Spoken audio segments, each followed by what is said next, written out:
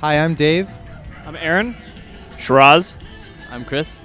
We're Maps and Atlases. None of us were like music majors or anything in college, but yeah, we all started playing music when we were pretty young, and we all went to college here at Columbia College in Chicago, and we met, but none of us were music majors, and none of us were really studying music.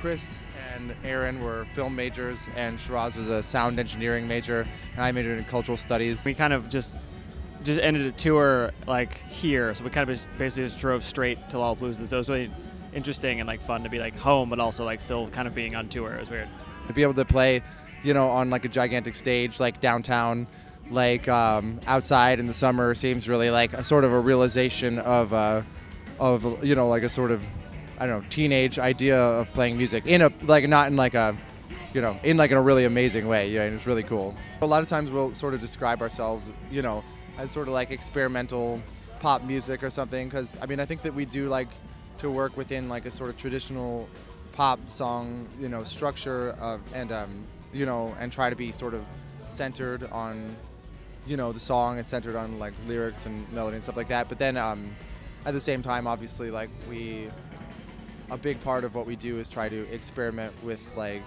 pushing like with using that structure, but then like pushing like things within that, especially using like technicality and different rhythms and stuff like that. So yeah, so I guess technical pop music, I don't know, experimental pop.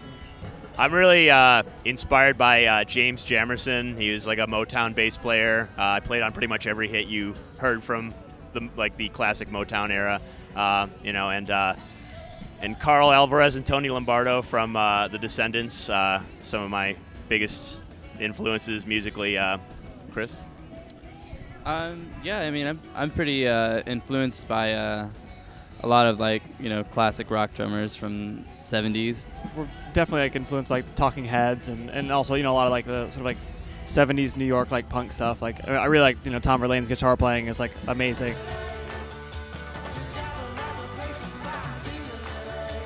We're having so much fun being on tour and sort of existing in a live setting that it's like, well, if we had another record, we could do this, more. But I think that, making records is really important to us, and making music that is, that says something that, we feel like we like need to say, I think is important. Whether that's like a specific message that we can conclusively say this is about this or whatever, or just something that's like, we have this and we just really feel like it needs to be in the world. And I think that once we get to that point, we'll be really excited to release the next record, but I guess we'll see when that happens, hopefully soon.